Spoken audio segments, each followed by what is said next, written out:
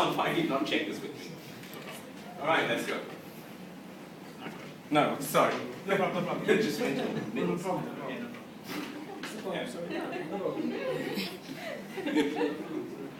I've left the computer to Jonathan, now he's going to advance the slides by himself. Don't do that. Will not touch. No, we have a serious topic. It's about education and education in the United States compared to some other countries, including India and China, or why I'm moving to China in March. I think it's a strategic reason. I think strategically the United States is pretty much lost. And I'm going to give you some facts and some data that I think gives you a pretty good justification. So everywhere you go, there are brains. And previously, the barriers for discoveries were much higher. But now discoveries can be made anywhere, and anywhere there's the sufficient motivation and infrastructure and capability of educators, you can have extremely bright people doing very, very innovative things. Historically, we've seen that in places like Silicon Valley, but I think there's a risk that that may no longer be possible. You've heard the argument that America's schools have lost their edge. They're not graduating enough engineers. China and India turn out hundreds of thousands more engineers than we do, and that means our future is at risk. So if the future's at risk, why? Is it just a matter of time and we're bound to lose it? Or is time the reason that we have this problem? For instance, the Chinese graduates of high school already go to school 1 month longer per year. When you account for longer times in the classroom and longer times after class in studying, they end up studying a lot more than us. How much more? So these are 3 sets of numbers. Surprisingly, the US is last. These are the number of minutes students study in high school in 4 years. You have about 2 million minutes total. And you can see China would have been double the United States if they were just that much further up. India's not far behind. There's a major reason that we need to have people studying and obviously becoming very, very bright, because technology demands those skills. We have a greater need for them.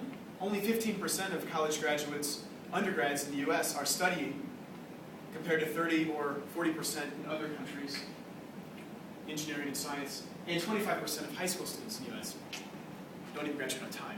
So this guy, he's now at Harvard, and Vivek says that it's a motivational problem. In these countries like India and China, it's literally, if you can become a science and engineer, you will bring your whole family out of poverty, completely change the future of your family, and be able to be respected by society. Some more facts. Parents thinking that high school is teaching the right amount of math and science is 70% in the US. Principals not worried about academic standards, 79. But the only thing Americans are good at relative to their peers is self-confidence. Recent polls have shown a fifth of Americans can't locate the U.S. on a world map. Why do you think this is?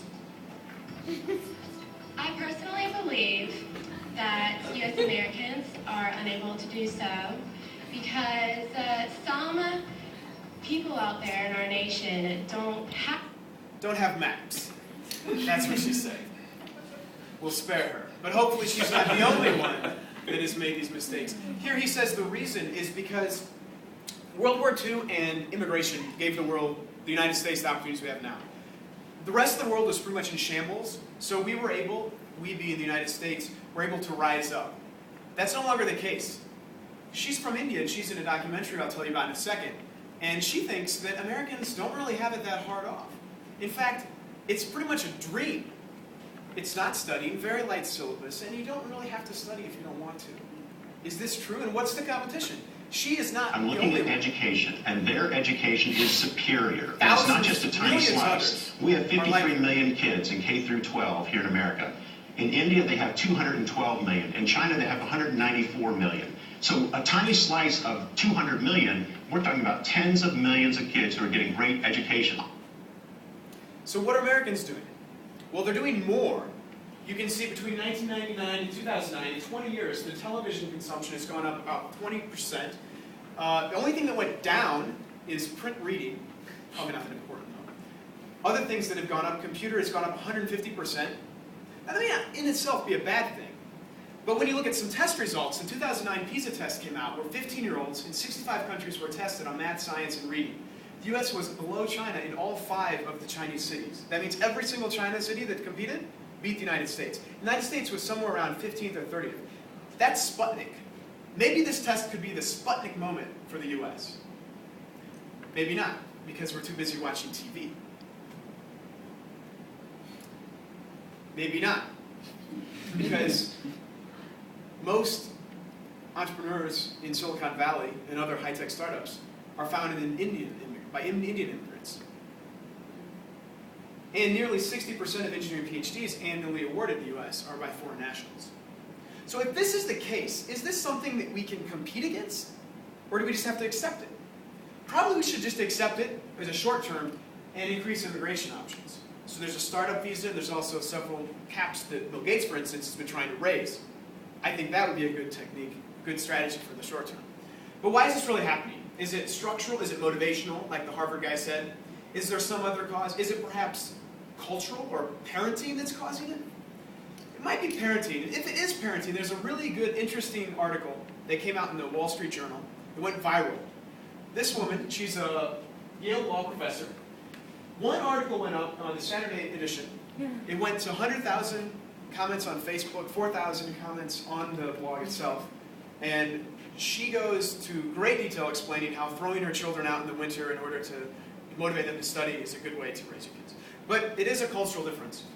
This book is actually a DVD. It's called 2 Million Minutes. I have, and I'd be happy to share with any of you. It's really interesting. It goes through 6 different students in 3 countries, and it shows how they spend their 2 million minutes in high school. But if you only remember one thing, think about where we're going in the future. I'm going to China. And maybe there's a reason that you should think of some of these same things, because strategically in the US in the future, it's not really looking the best. But here's one more thing. In the year 2020, what will be the largest English-speaking country in the world? China.